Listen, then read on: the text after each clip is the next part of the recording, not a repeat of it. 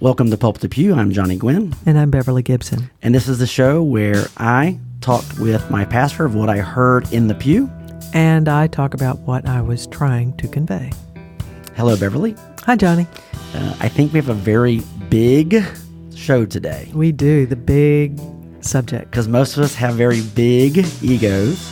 And we're going to talk a lot about where ego fits in with our spirituality, fits in with our relationship with others. Yes. And you'll see the disciples with their relationship with Jesus and how their ego tends to get in the way a lot. A little word with 3 letters, but real power. We will get started, and we'll start immediately with your sermon. Okay, great. If the consequences weren't so tragic, the disciples' chronic misunderstanding would be comic. And in its comedy, it would be something like, from way back in the day, the late, great Gilda Radner, if you remember her, from the 1970s on Saturday Night Live. And one of her many foibles in several of her characters was to mishear things. And especially she did this with her wonderful character, Emily Latella, who appeared on the Weekend Update.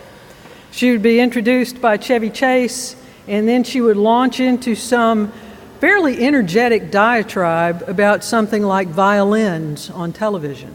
And after 3 or 4 or 5 minutes of carrying on about that, Chevy Chase would finally get her attention, and he would say to her, No, Emily, the subject is violence on television. To which she always responded in the same way. She'd say, oh, well, never mind. And then that was the end of the whole thing. Now, one of the things I think that made Radner's character funny was that she had the freedom to give voice to our own most trivial and frequently most mistaken thoughts. She had no compunction about just putting them right out there. And it was funny because we've heard them inside our own heads before, and we've done the same kind of thing. She was like not only us, but all of the quirky and dorky and mistaken people who are our friends and family and the people that we work with. Now, the disciples are sometimes on the verge of being just about this buffoonish and comical as well. But their role is not just to be simple foils for Jesus. It's something bigger than that. They're more than that. They have more dimensions than that as full human beings. They are real. They are real people. They are like us. And they are attempting to do what we're all called to do, and that is to follow Jesus, even though we're often mistaken about what the point is and what our mission might really be. And we don't want to think much about the danger and the discomfort and sometimes the suffering that will be involved in what he calls us to. Now, in our gospel lesson today, the disciples display that comic misunderstanding of what Jesus is trying to teach them and about his way. This is the 3rd time in Mark's gospel that they have gotten this wrong in the span of about 2 chapters. The first time Jesus announced what was going Comic to happen. misunderstanding tends to be the pattern in Mark with the disciples. Yes, it is one pattern. The misunderstanding, and I used the words comic and tragic there together. It would be comic if it weren't tragic. And why is it tragic? Well, obviously it's tragic because we're leading toward Jesus' death, and that is what the prediction is. The actual events, not, right. Not that their misunderstanding is tragic. Right. The missing piece from the gospel lesson this last Sunday was Jesus' 3rd announcement of what would happen to him, that the Son of Man would suffer, that he would die a violent death, and that he would on the 3rd day be raised again. And the next section of the sermon we'll get to that, and we'll explicate that passage some. But that's what spurs the misunderstanding every time.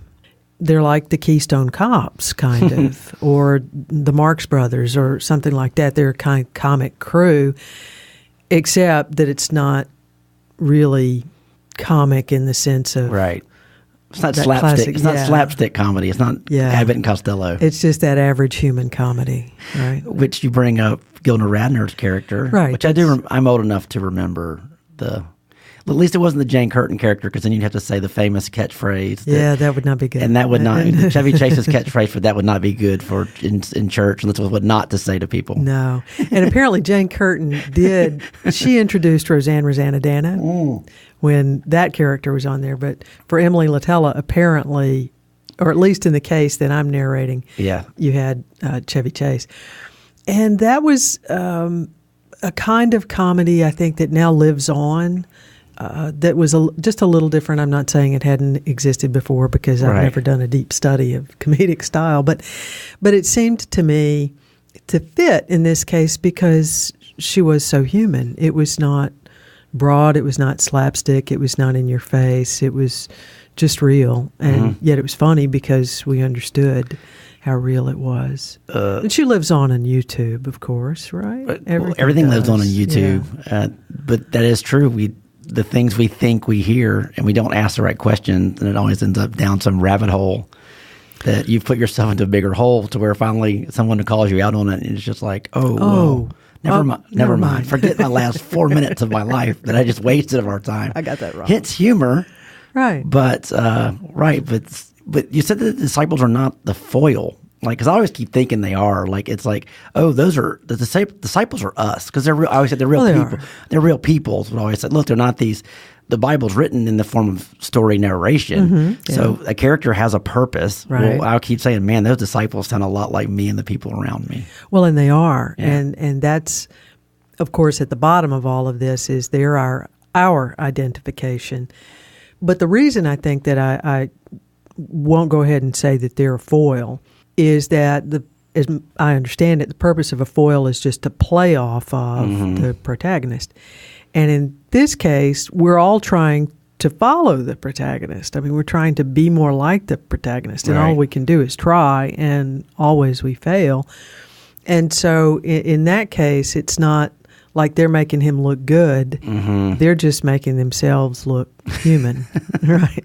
Well, proving a point, too. But you relate to them, which is something you need to do with any text. Right.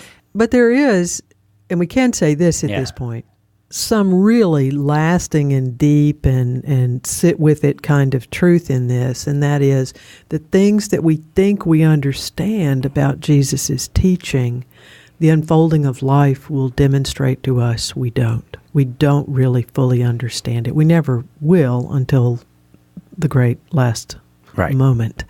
But when we kind of ossify what we think Jesus is teaching, and it becomes set and it becomes rigid and it doesn't live and breathe and grow, then we're most certainly mistaken and we're wrong.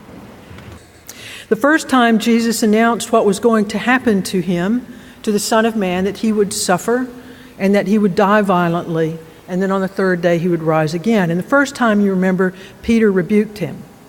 And the second time he did that, disciples didn't understand it, but Mark tells us they were afraid to ask what he meant, and so they didn't say anything. And then while they were walking along the way, they were arguing about which one of them was the greatest, and Jesus called them out on that. Well, today it happens again. We didn't hear it in our gospel lesson, but right before where our passage begins, Jesus has for the third time told them that the Son of Man has come to suffer and to die violently and to be raised again on the third day. But what happens immediately next is what we hear today. James and John, the sons of Zebedee, also sometimes called the sons of thunder, and you know they've been talking about this amongst themselves. They come up to Jesus and they say something like this: "You've told us that whatever we ask of you, you'll give, and so what we're asking is that in your glory, which we're sure is coming after all of this, we should be on your left hand and on your right." And what Jesus says indicates clearly that they don't get it, and that is that they will receive what is coming to them. They will complete the task they think they can, but not the way that they think. So why don't they get it? I don't think they're dumb. I don't think they're slow. I don't think they're especially naive. But they do have something in common with all the rest of us, something that we all share with them. that blinds them, that keeps them deaf to hearing what Jesus is trying to say. And that is a little word with 3 letters, and it is ego. Now, not ego in the complicated sense, not the Freudian sense, not the contemporary psychological sense, but in that classic and common sense kind of way that we all think about ego when we say it. It's an unhealthy belief in our own thoughts. In other words, we believe what we think. And it's also an unhealthy belief in our own importance to what's going on around us. Sometimes it blows up into arrogance. Sometimes it becomes a kind of self-centered ambition. But always, it's that little petulant child inside of all of us, like Emily Latella, who was actually based on an earlier version of Gilda Radner herself. In the process of Alcoholics Anonymous, the definition of ego is this: it is a conscious separation from. That's the whole definition, a conscious separation from. And so the question is, separation from what? And the answer is everything. It separates us from everything that is in reality around us. We build ourselves up and we allow ourselves to think or just pretend that we know more than we do. We see the disciples do this, and we do it too. We act as though we have a plan when in fact we don't really have a plan, even though we kind of think we might. And this always dooms us to fall short, to fail, to be separated from God and from the life that God desires for us. So what is the cure? Well, Jesus teaches it in our gospel today. It is accepting reality as it truly is, practicing humility, and following in the way of Jesus. I recently encountered a little book by... So the 3 times we've talked about where they've misunderstood Jesus' words, teachings, and his prophecy of what's going to happen to his tragic end. Right. You have Peter when he rebukes. Right. Well, Jesus rebukes Peter, but Peter kind of gives him the business too. Yeah, Peter pulls Jesus aside. And that was a couple weeks ago in the gospel. Yeah. Okay, then you have when they're walking down the road and the 2, which still makes me laugh, disciples like arguing amongst them, who's the greatest among them. Right. That is so arrogant. Well, Jesus makes them tell him that. Like little kids. Yeah. I can see them shuffling their feet, looking down, going, oh, shucks. Well, they didn't say, they just kind of looked away and they were quiet like a dog when it's done something bad. It's petty and embarrassing. Yeah. And we all know that feeling. And this one is, again, boy, this is the biggest one of all. This is that whole thing that I think a lot of us do. It's almost like you're negotiating with God. Yeah, sure. But asking for this is a pretty big one. This isn't like let me win the lottery. This is like, hey, by the way, for all eternity, I want to sit at your left. And the brother chimes in, let me sit at your right. Which, by the way, wait, hold on. You said they're also known as the Sons of Thunder. Sons of Thunder, which sounds like a WWE wrestling team. It does. It does. Well, in one of the versions of this story, pardon me for not remembering right now which gospel it's in, and we've talked about this one before. In one version of this story, their mother comes to Jesus. Yeah, okay. I vaguely remember this. Right, yeah. and asks Jesus to grant them this, which is in a way even worse. It's like you didn't do it for yourself, but you had your mom do it. When all else fails, bring in mom to do it, like at the school. Because if mom is asking for it, it's a lot harder to say no. Right, and so the joke there is she must be thunder, right? Oh, it's the Sons of Thunder. Right. Man. But that's bad. That's not really true. But we all know that mother that is thunderous and probably get her way. Yeah. But or try to. Of course, we're going to get into this subsequently in the sermon. I've got a picture of myself. It's like when you make up your mind you're going to buy a new car. Okay. Right? And you see yourself in that car. Right? You see yourself driving this car. Which the ad world wants you to do that. Of course, right. So you've got this picture of yourself. Well, these 2 guys have pictures of themselves already on the left and right-hand side of Jesus on his eternal throne. And they're just trying to seal the deal. Yeah. You get to picture your goals. No, they say visualize your goals, which I drew them backwards on here as I'm looking at this. Like, James or John. I have them like it says right and left on there, but it's actually backwards. Well, yeah, since they're facing Jesus. But oh well. Oh well. But you see that after the fact. But they're from their own perspective, and that's right. From their own perspective. Okay, from their own perspective. He's on the left and he's on the right, and that's appropriate because that's all these guys have got is their own perspective. Yeah, correct. Which is because that's again not the greater good, not serving. Right. Not first shall be last, or last shall be first. Sorry, not last shall be first. They are literally thinking me. Right. That's which it. is we'll get into ego real big, and I just heard a great story about self-ambition, by the way. Okay. So it was in the new Daredevil. Actually, it's on Daredevil, which is on Netflix, which, by the way, the new season 3 is all about Job. Okay. Which is our second. Well, he's a Job character because he always thinks God is punishing him, so he just suffers and suffers and suffers. Okay. But so the first 2 episodes is him recovering in a church with a nun. And all he does, he literally quotes her once with a man from Uz. Yeah, right. He literally starts that whole, he reads it by memory. But it's all about Job, so in the new Daredevil, which is Netflix. So in season 1, there was one with the bad guy. They tell a story about when you've overplayed your hand at self-ambition. And the story is, a snake, which I'm thinking a python, and it must be an African or an Asian story. Snake goes to eat an elephant. Yeah. And so when he eats the elephant, the snake dies, and when they find him, the snake has just wrapped his mouth around the foot of the elephant because he's bitten off more than he can chew. More than he can chew, right. To me, that's the 2 sons of thunder walking in with a conversation of like, hey, Jesus, I got something to throw to you, a little throw to you here, a little something we're thinking about because all this time we're putting into you. It sounds like they're biting off more than they can chew. Absolutely. And so ego could get you in trouble, which is what we're getting into. Yeah. That's right. Which I do like your definition of ego, which I'm guessing you got from Ryan Holiday. From Ryan Holiday. Right. An unhealthy belief in our own thoughts and importance, which that nails it right there. And it's a failure to actually comprehend the fullness of the reality around you. You've got your image of yourself in the way. And I kind of drew a baby screaming there because it's that little person in us, which is, Emily Latella going back, which is that's a character that she was like her when she was little. She kind of drew from that. That's kind of how we can look at ourselves when we misunderstand things and also put ourselves in front of reality. Right. Recently encountered a little book by a prodigious young man named Ryan Holiday, and the title of that book is Ego is the Enemy. Now, Holiday is actually writing about business and productivity, and he uses Stoicism to do that.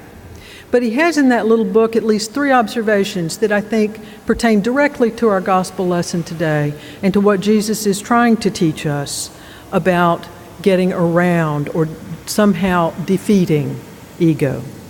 The first is this: talk, talk, talk. We talk all the time. Even when we're not talking out loud, you're always talking inside your head, aren't you? I am. The voice is always going. Something is always running in the interior monologue, and it's usually, frankly, about moi. It's about ourselves, right? It's going on the inside. It's some way that we need to be better, that we need to be more, that we need to solve a problem, that we need to move on.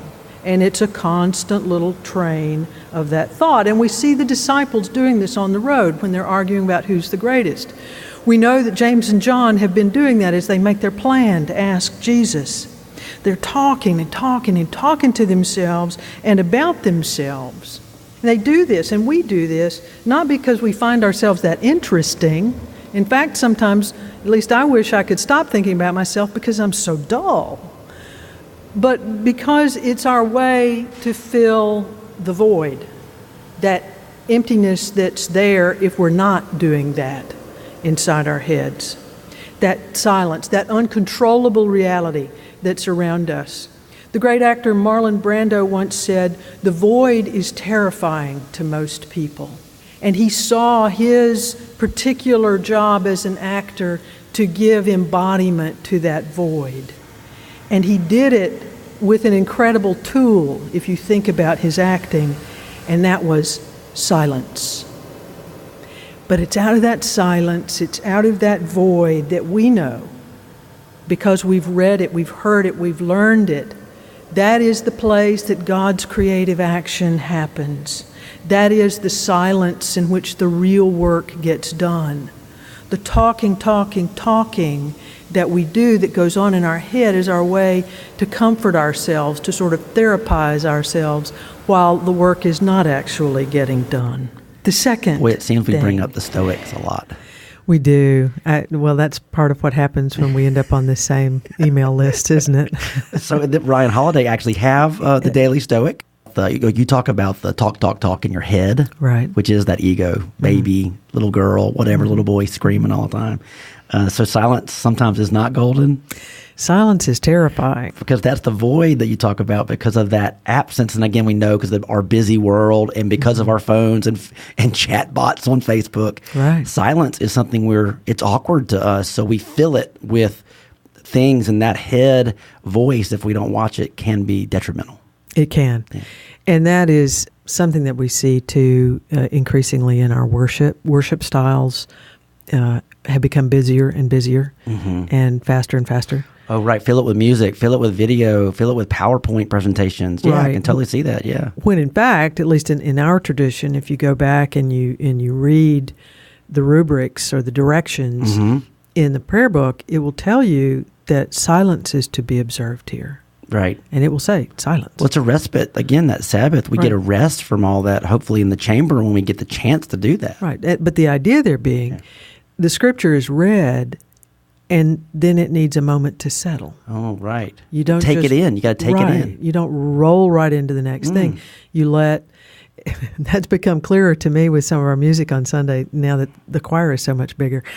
When they sing the hymn of praise at the beginning and at the end of it, it's so loud that I have to just stop and let the sound suppress for a second because that's a very lively room. Yeah, it is. And there was a lot of choir last week. A lot of choir. Yeah. And so they get to the end of that thing and it's like, wow, wow, wow. And you have to wait just a minute before we can begin, because the next thing we're supposed to do is pray. Right. And you want a little buffer of silence around that. But that's like dynamics is good. In all art, you need to have juxtaposition and you need to be up. And then there's that quiet is so much quieter once it's not there.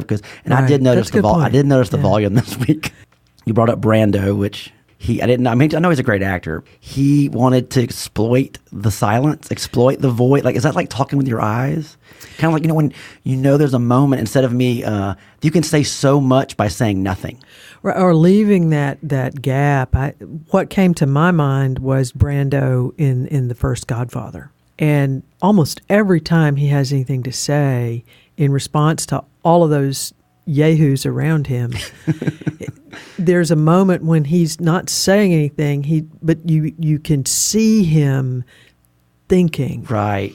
And it's like the wheels are turning. Right. And you know he's a smart man, so something big's coming. And then the voice comes out and it's very soft and it's slow. And not every actor obviously can do that. That's not every actor's method. But that definitely seemed to be his. And he talked about it. Silence is a sales technique. When all else fails, you don't literally say anything. Well, the person you're negotiating with, when you've gone back and forth and you've pleaded your case, right? A, B, playing tennis back and forth. When you're just not getting anywhere, sometimes it's literally you stare and look at them in that 15 seconds and you play chicken with them. Right. And it's who's going to say something next. And if that's your gambit, that person will start talking, and then if you let them keep talking, they will literally talk themselves sometimes out of their position. Right. That's a parental technique as well, by the way. Oh, very good to know. And it's a great... It doesn't work with dogs, by the way. No, not so much. It's a great exercise in self-control because it keeps you from saying some things that you shouldn't say or from engaging in an angry way with someone. That silence is something we're so not used to. It's like, what is that person doing? What are they thinking? What is going on here? And your ego kicks in, and all you're hearing is that kind of panicky child in there, and that's why you start breaking the silence. So on this issue of silence, or the subject of silence, did Jesus use silence in his discourse a lot? I think it's implied a number of times. Last week, for instance, when the rich young man comes to him and asks him what he can do to inherit eternal life, and Jesus quizzes him about whether he's kept the commandments, which he has. about how to treat others specifically, the last half of the last 6 of the commandments. And the young man says, yes, I've practiced these all of my life.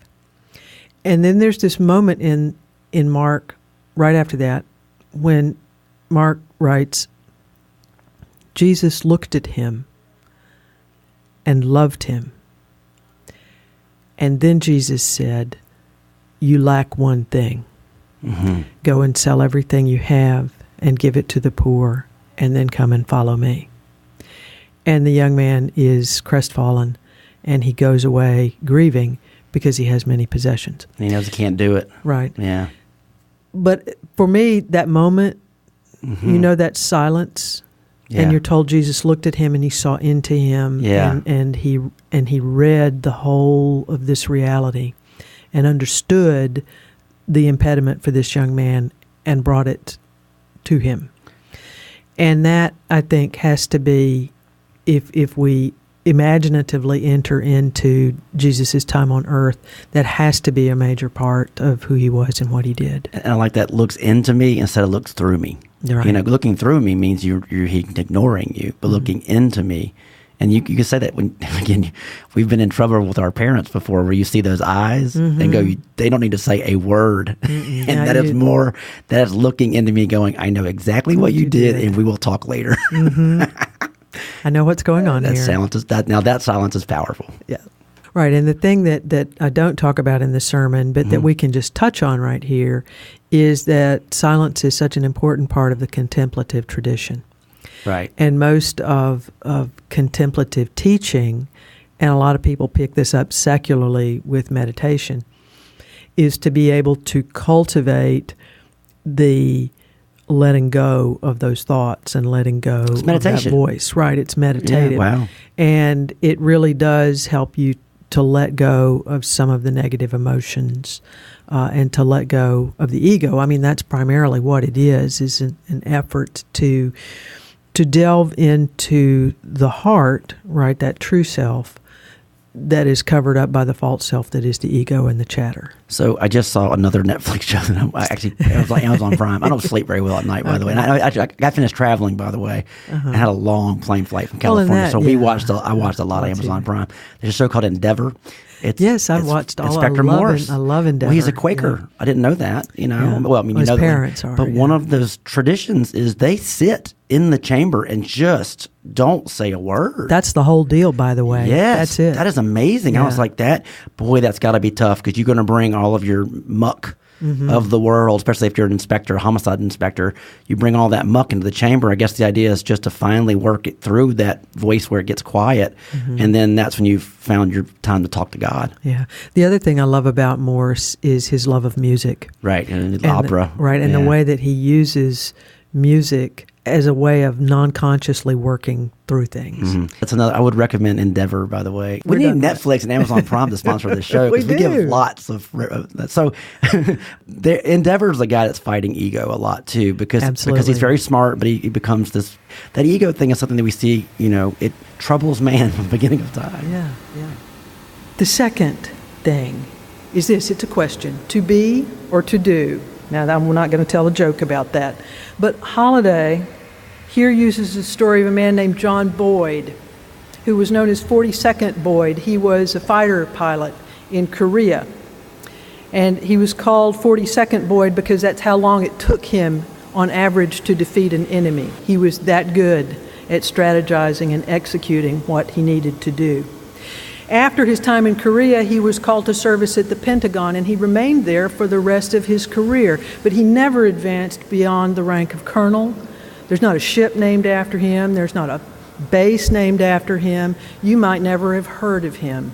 But he had more influence on a whole generation of leaders than possibly anyone else inside the military of the United States. One of the reasons, perhaps, that he didn't advance any further than he did was about his central teaching, and his work was really to mentor and to teach promising young leaders. And one of his most famous teachings gives us some clue to his effectiveness and also to his disdain for careerism. In a classroom, he would write 3 words on the board: duty, honor, country. And then he would cross all three of them out, and under them he would write pride, power, greed. His point to them was, who do you want to be? How would you rather be? Is the question for you, who do I want to be in life? Or is the question for you, what am I called to do in life?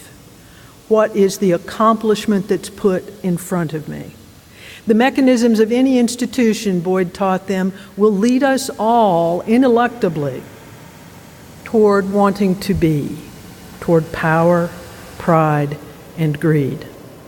But the real call, the real mission, calls us to think of duty, honor, and country. The disciples show us the same thing. The desire is to be the greatest. Let us sit on the right hand and on the left. Let us be next to the power. Let us rise in doing what we're doing to be the best. And while there's not evil in this, what it does do is to cause us to forget our mission. For soldiers, it's duty, honor, and country. For Christians, it's following Jesus is the way. I'm going to get Ryan Holiday's book. And the third thing. This book is, you said, a business book. Kind of like, using stoicism to be a better you, be more productive. Mm-hmm. Sometimes there's a lot of sayings that get, like in memes and little quotes we use, where it's don't be the do, be the be. But this is backwards. But I like the one duty, when the idea is, here is a calling, and it's duty, honor, country, which is big, huge qualities that we are striving for: your duty, your honor, and your country. But then Boyd says the B, it's pride, power, and greed. So it's really call over being. You want to have a calling, not be pulled by the being. Is what? Okay, making sure I'm clarifying that. Well, and probably best understood, or at least for me, it's best understood with an image. And I'm back to seeing yourself driving that car. Okay. Right? Are you after a picture of yourself as somebody? Right. Or are you really after something you're compelled to do, or that you are driven to accomplish? So it's like you're creating your own little movie. Are you the character, or are you the real person? Is that kind of what it is? Yeah, that's it. Well, what I get is you have a calling. We hear about that in your profession. In all professions, we say I'm not going to be a lawyer to make money. Right. Because it's a high income. So there is a career that's a high income. Mm-hmm. But there is a calling that says, I am really good at arguing things. I want to help the small person. And that calling means, I know I'll make a decent living probably, but I'm called to help people. It's not I'm called to make a high income. It's not the outcome. You want the journey. Or for those people who genuinely love the law. I mean, they love it, study, they respect the rule of law, and that's their mission, is to live that out and to be a part of that, as opposed to how much money can I make. But the interesting thing here, and the thing that Boyd's story gets at, and this is what Ryan Holiday does with it, it happens in any line of work. It even happens amazingly in the church, that it becomes not so much about what is my particular calling and vocation, and it becomes the size of a congregation, or how effective we're perceived to be in doing this, that, or the other thing. Right. What are my numbers? How am I measuring? Have I become a this or a that? I must move from being an associate to being a rector. I must, at a certain level, become a bishop. And it's true within the military as well. I had some conversation after the service with a young man who had been in the military and had done very well. And he said, that really spoke to me, because that is such a hard place to be when you get caught in the careerism, and this system really does catch you there. Which goes back to Endeavor. Yeah. Endeavor, the character, he loves the solving the problems, but doesn't want to play the game of politics to move up in his police department. Right, which is a problem. Sometimes he almost doesn't keep his job because of that. Constantly. Well, again, when you're going against the earthly things, when your superior puts a promotion in front of you at the point of you lessening your ethics.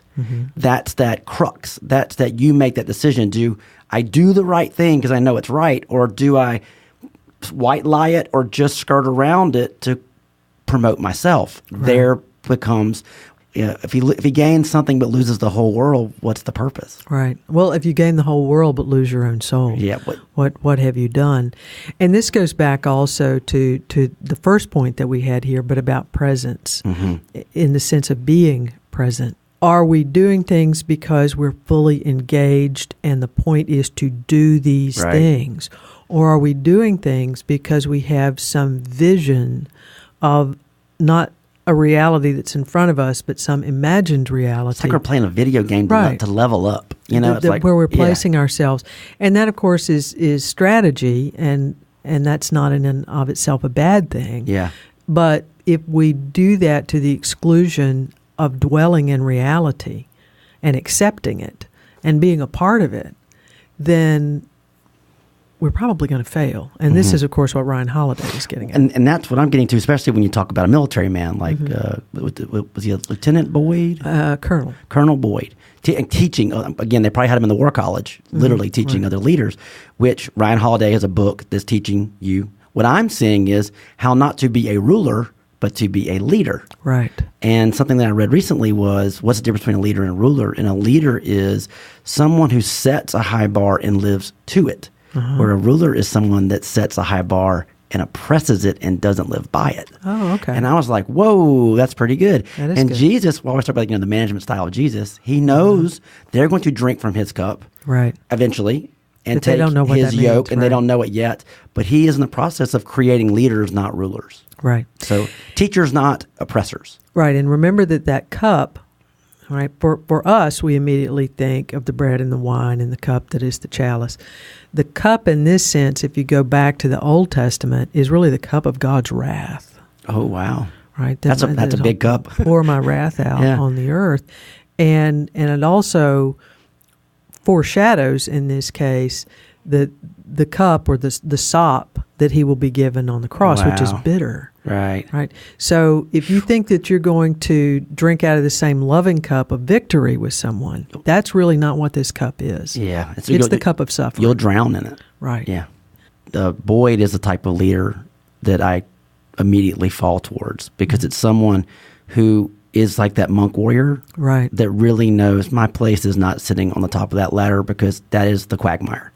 I can do the most for what I think I can do in the little that I can do. They don't think they're going to change the world, but it's the idea of, if I can train other leaders, maybe 10% of them will still have this ethics and this perspective of call over being. Right. And we won't talk about Yoda here, will we? Well, we do on every other one. We do. But I mean, the Jedi is based on Joseph Campbell. He looked at, I'm sure he looked at the Hindi warriors. He looked at probably the Templar Knights.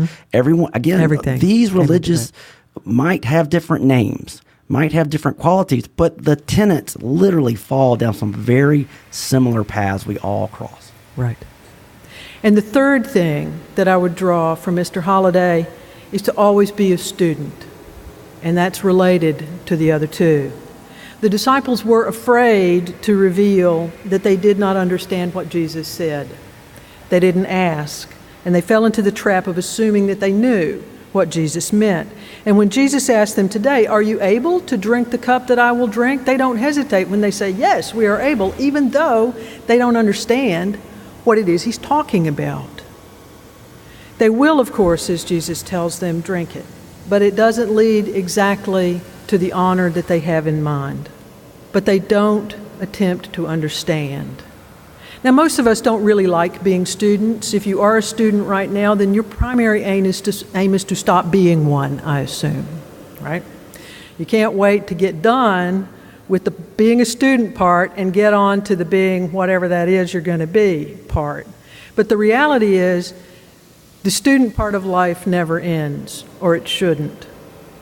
Being a student keeps you humble because somebody else is always above you. Somebody else knows more than you. Somebody else has something to teach you. Feedback is not an easy thing. and learning things that we don't already know is something that we're not inclined to do. Now, let me tell you something brutally true, I think, and it's not a revelation to me. Episcopalians come to believe that learning about their faith ends at confirmation, right? Once you're confirmed, you're done, right? Which means, of course, that the development of your faith life, and this is not even factoring in the forgetfulness of age, folks, the development of your faith life is stuck at about age 12 or 14, right? So, unless you really like being 12 or 14, my memory of it is not great. And I'm seeing it for the third time, and it doesn't really look any better. I'm just being honest about that. So really the call is to not stop there, to move on. Because there is more to learn about your faith. There is more to learn about prayer. There is more to learn about the God that we worship and the way of Christ that we follow.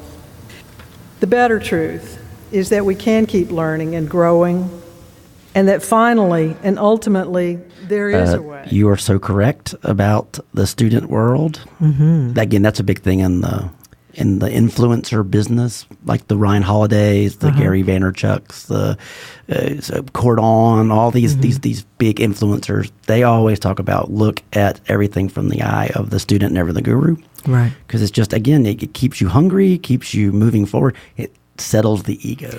Right. Well, here's another reason that you really have to go and read this book or listen to it, and that is that Ryan Holiday's illustration here, which I didn't draw out and didn't have time for it, and that would have gone way off point for me, was with Kirk Hammett, Metallica.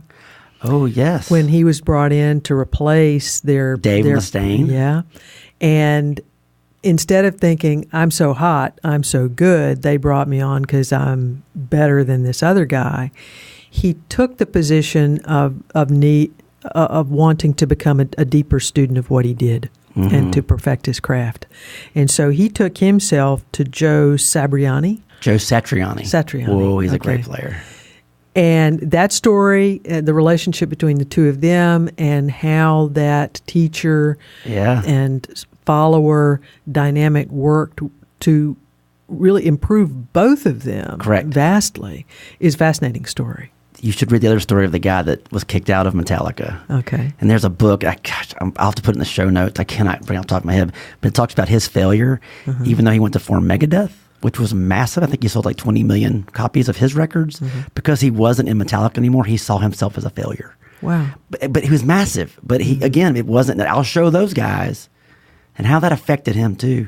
Now, Joe Satriani has an album called Surfing with the Alien. That's one of my favorite instrumental records in the world. But that's so funny you're bringing up Metallica. But that's one of my favorite bands growing up. There it is. When I was a student, by the way, when I was 14 years old, which I still listen to, my music tastes are roughly from my 12 to 16. Well, I hate to say, just like my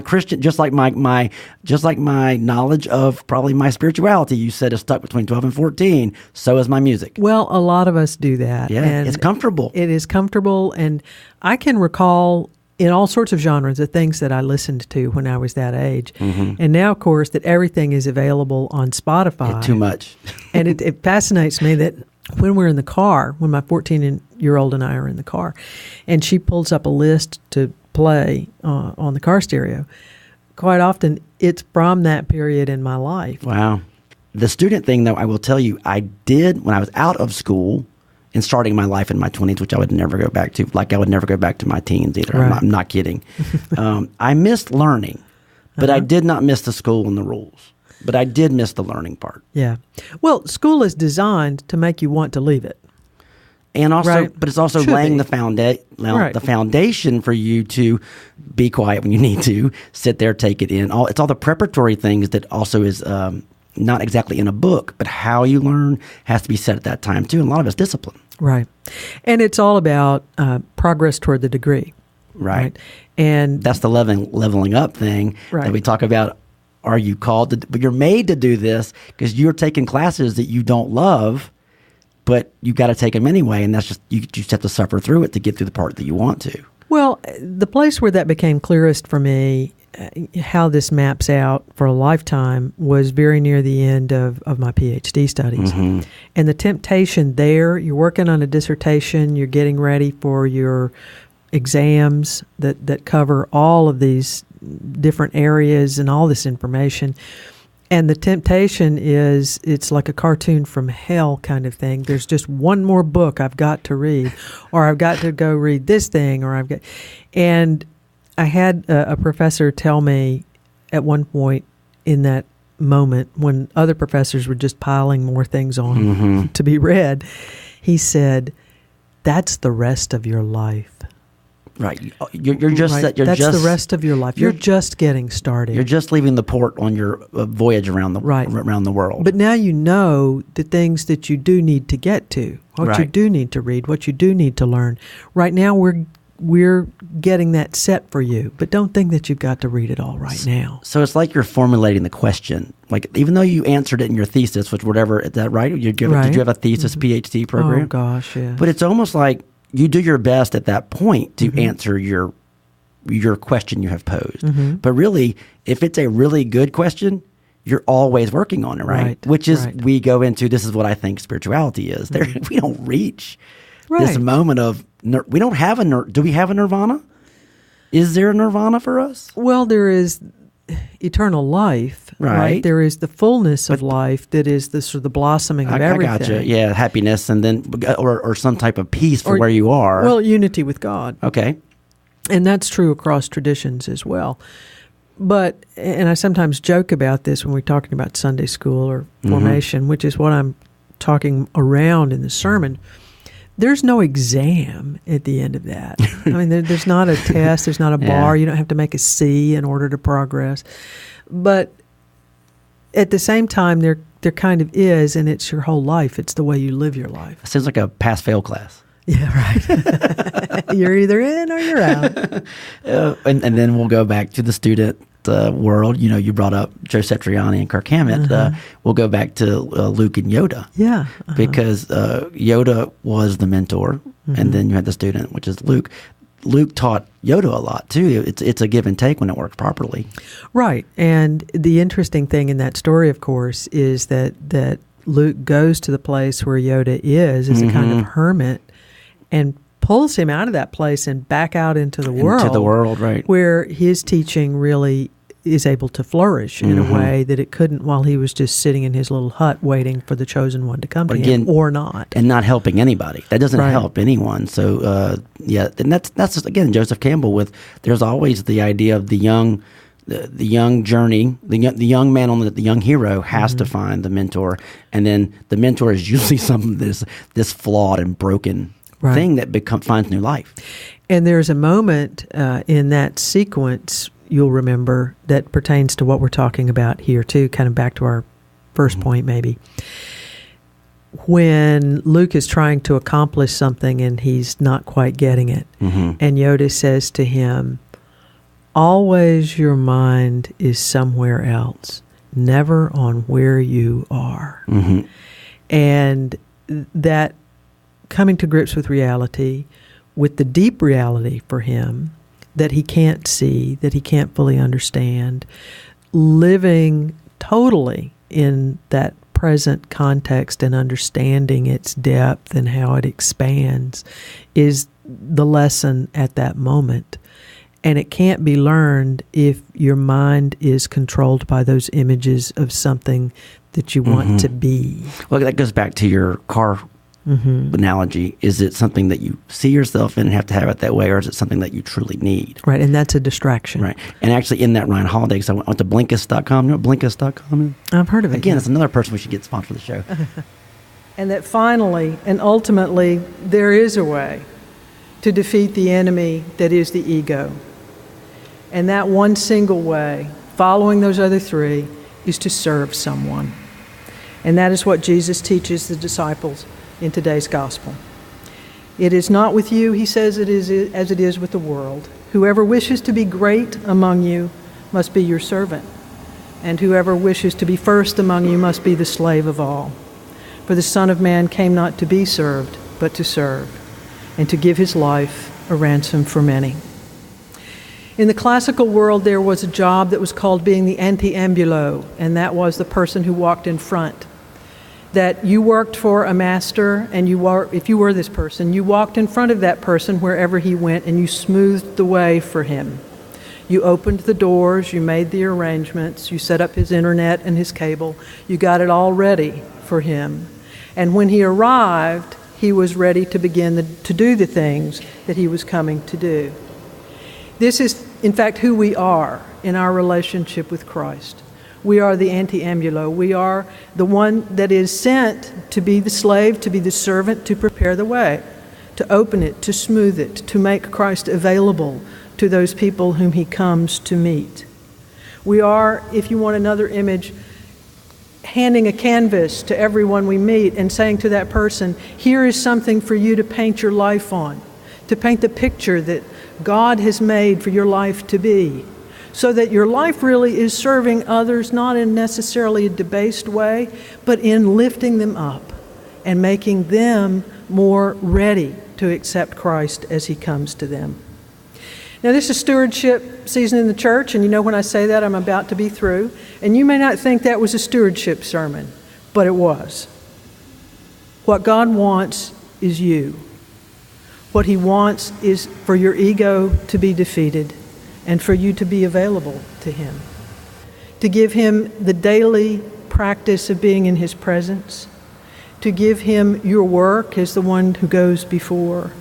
And to keep yourself focused on the mission that is in front of us and doing what you need to do in order to help accomplish that mission. That is our stewardship. Amen. Anti-ambulo? Anti-ambulo. A-M-B-U-L-O?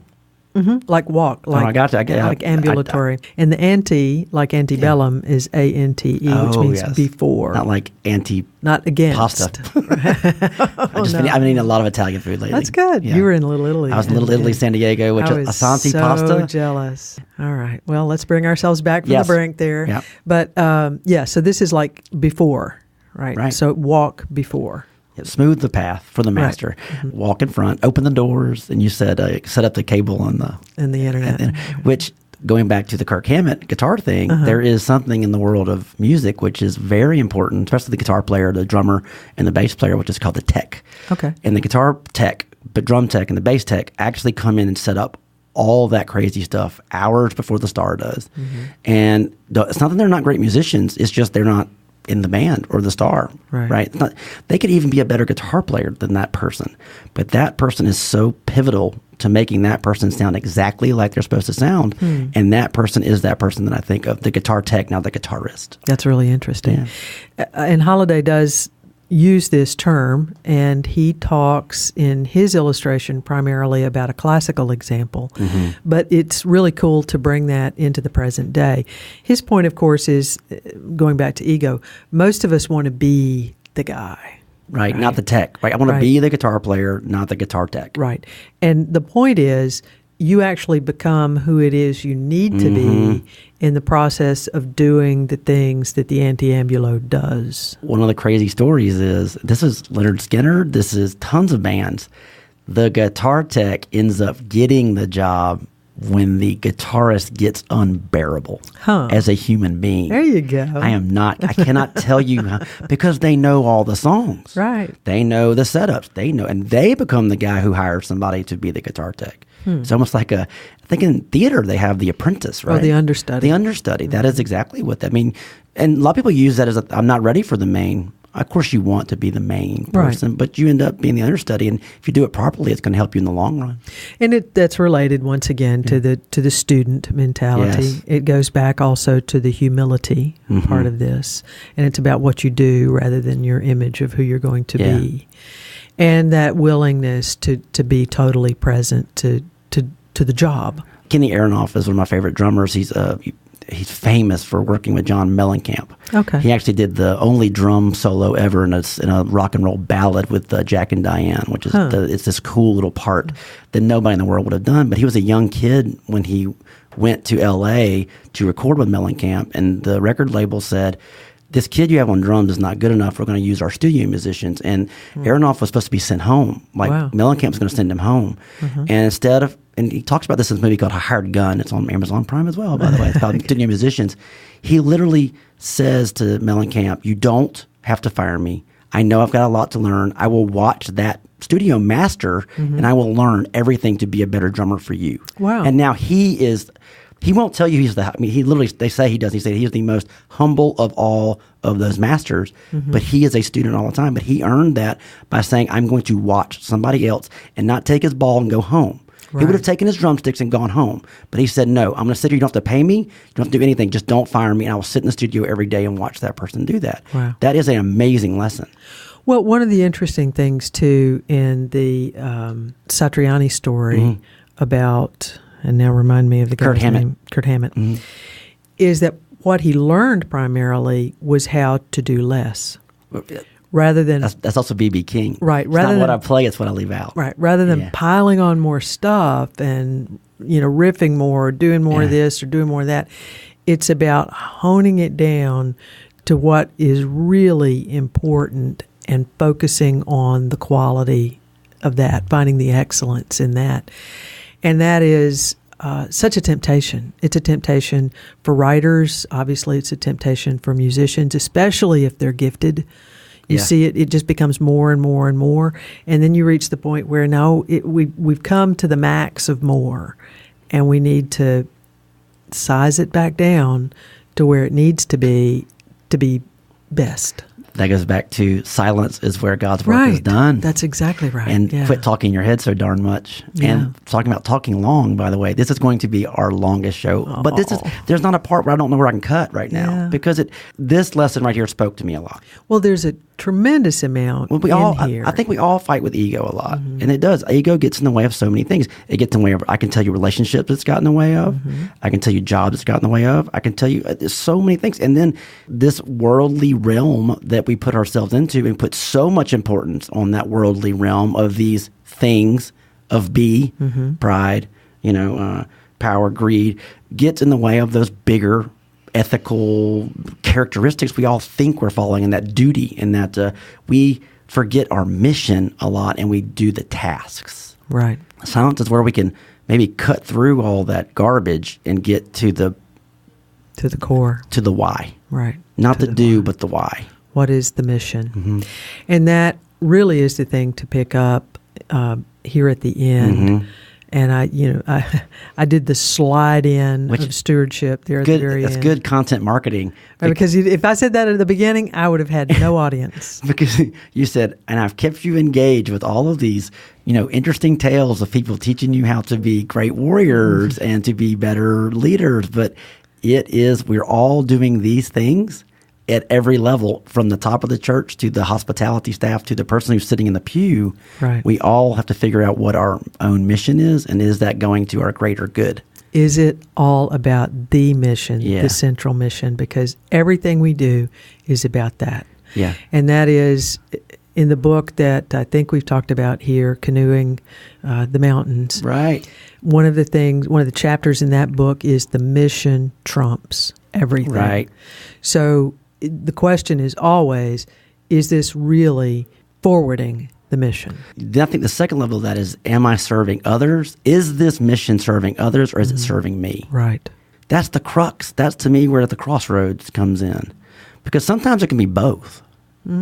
But again, you can't serve two masters, right? Again, another Daredevil Netflix thing. The character that's talking to this with the bad guy, who's an American, is the bad guy named Kingpin. There's a woman named Gal, who's supposed to be like 1,000 years old, and she's very wise. Okay. And she always says you cannot serve two masters. Right. There is the one who wants to be the savior, and there's one that wants to be the oppressor. And they use the same type of techniques. But you cannot be one or the other. You must choose, or someone will choose for you. And again, I'm sitting there going, whoa, that's really out of a Marvel book. But they're taking it from these big lessons. Yeah, well, and that's the beauty of Marvel. This is a complicated teaching, though, because it does a kind of yin-yang with something like, you love your neighbor as yourself. Okay? Right. which Whoa, is yeah, okay, based yeah. on you have to love yourself, not in an egotistical way, but as a child of God, before you can love Right. your neighbor as an equal child of God. I think that was a question on our earliest shows. What if you don't love yourself? How do you love others? It feeds on itself. I have nothing to give, so you have to work. That's when you do have to focus on the self, because you've got to get yourself to a point where you have something to give, like a battery. You know, Right. if you have drained the battery, you can't power anything. Well, and it's related to everything else we've been Yeah. talking about too, and this is also part of the contemplative tradition. If we don't do our own inner work, Yeah. then we can't do our outer work. Right. And if you're doing all the outer work, it's busy. It seems busy. And Right. again, I think we've talked about that in so many shows. I want to add all the shows we've talked about this, but this seems to be the culmination of 30 of our shows. Mm-hmm. That's why it's going to be so darn long, which I hope everybody's listening. I would love to know if anybody texts me or anybody emails me at johnny@johnnygwynn.com. If you Right. email me just ego is the enemy and your address, I will send you the Sabadoodle this week. I will make Okay. a copy of it and send it to you. That's good. I will That's cool. send you a little small print. That's great. But I forgot what we were saying now. The idea of stewardship there is completely focused on mission. And in order to accomplish the mission that we're sent to do, we have to do both the inner work and the outer work. Mm-hmm. And without both sides of that, and I said yin and yang a moment Right. ago, but without the totality of that, it's not the thing that it needs to be. All the rules, all the laws of God mean nothing if there's not heart in it. We've said Right, that we've before. talked about You that have before, it's too. the head and the heart, right? Right. If you're following head, if you're all head, if you're all rational, if you're all rationale and no spirit, then that could be a hollow journey. I'm not saying you're not making the right choices. It just doesn't feel like you have purpose to it. Well, it's not coming out of the authentic true self. Yeah. And that's where love comes in. Right, has to be there. In the human spirit. And again, because you can look at the law. We talked about a lawyer that loves the law because he knows it can be a hammer. Well, it can also be a knife. Mm-hmm. You know, it can build something, but it can also take away something. Yes. But it has to have love in it, or some type of human to make that where it balances it. It does, and religion is often treated as a kind of cudgel. I mean, it's used as a hammer to beat on people and bang on people, and what we're talking about is not that. Right. Boy, I told you, this is a long one. So here's what I wrote. This is a stewardship message this weekend. Yeah. And then, so what I have is do not forget your mission. Right. Always be a student. Mm-hmm. Defeat the ego, or work to defeat the ego. And you said that by accepting the reality of where you are, Right. having humility and compassion, and 3, following the ways of Jesus. Right. And the idea is, last is serve someone more than you serve yourself. Right. Okay? And don't negotiate with God to sit at his right or left hand throughout all eternity. Right. And of course, that's a Bob Dylan song, right? You got to serve somebody. You got to serve somebody. But he just played Mobile recently. He did. Yes, he did. I Holy did moly, not that's hear. unbelievable. Everybody, thanks so much for listening. We are on iTunes, Spotify. Again, this is one of our really long ones, but I don't care. I really think there's a lot in this one. I would love to break it up in 2, but I think we lose the flow of the show. And I'd love to hear what you think. And I'm serious, if anybody emails me at johnny@johnnygwynn.com or does anything on the Facebook page, and just write the words, ego is the enemy, and I will send you something from the show, and make sure that you, I'll contact you to get your physical address. Do not put your physical address on Facebook. Anyone, please. There's good advice. There's Russian eyes out there that will send you, I don't know, either Trump stickers or Hillary stickers, obviously, is the way they work. So we get both. Thanks so much for listening. I'm Johnny Gwynn. I'm Beverly Gibson. I'm Beverly, and your final word. Amen. If you'd like to know more about Beverly Gibson and Christ Church Cathedral, please visit christchurchcathedralmobile.org. There you'll find information on the church, Reverend Beverly Gibson's recorded sermons, and sermon notes. If you want to know more about Johnny and his Sabadoodles, visit pulpit2pew.com. I would also like to thank Deep Fried Studios and producer Stacy Wellborn. Without her, this show would not get made. If you have any comments, likes, dislikes, please send information to Stacy at deepfriedstudios.com. Everyone have a great day, and thanks for listening.